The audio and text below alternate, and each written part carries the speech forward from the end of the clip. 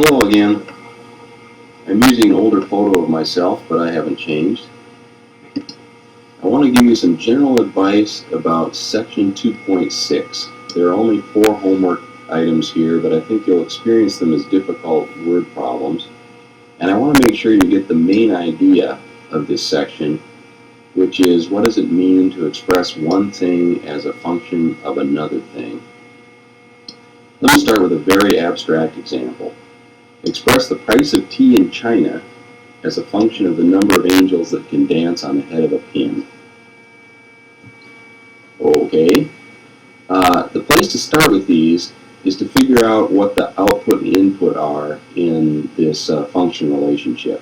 We're supposed to express the price of tea as a function, so price of tea will be an output.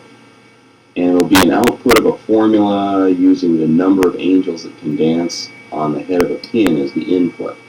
So output is price of tea, and input is number of angels.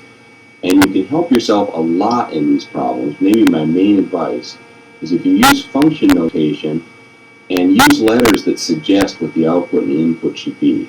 Express price of tea as a function, so P will be, price of tea will be my function.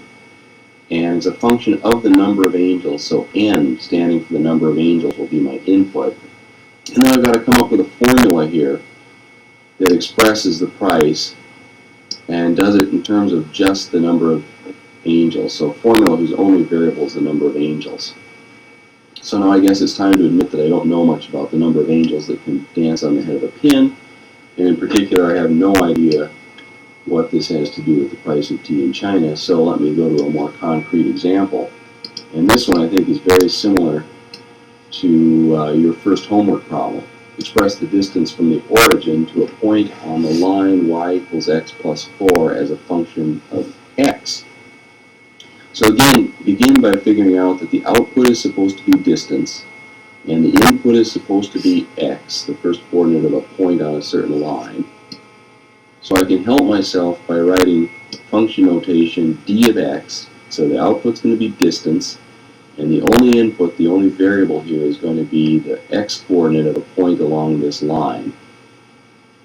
Well, let's see. I can use distance formula to say that for any point xy along this line, my distance is going to be, let's see, simplified to square root of x squared plus y squared.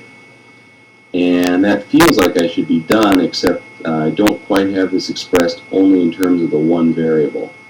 I've got 2 variables in here, x and y. So I've got to get rid of y. Instead, I want to write this in terms of x. And so I'd like to be able to substitute some formula in x for y. Okay, as long as I'm on this line, my input is x, my output is always x plus 4, right? The second coordinate y is always equal to x plus 4. So substitute x plus 4 in place of y. And I can simplify this to distance in terms of x is the square root of 2x squared plus 8x plus 16. There's a good answer to my question. I've got a minute left. Let me do just a little bit of post-analysis on this. Just a second. Hold on a second, Satchel. I'm busy for a second. And let me just take a look at this formula and see what it means in terms of the line. It looks like my minimum distance would be someplace in here, maybe. And indeed, if I look at this formula, the inside of the radical is a quadratic polynomial. And if I graph just that quadratic polynomial, I get a parabola with a minimum value at negative 2, 8.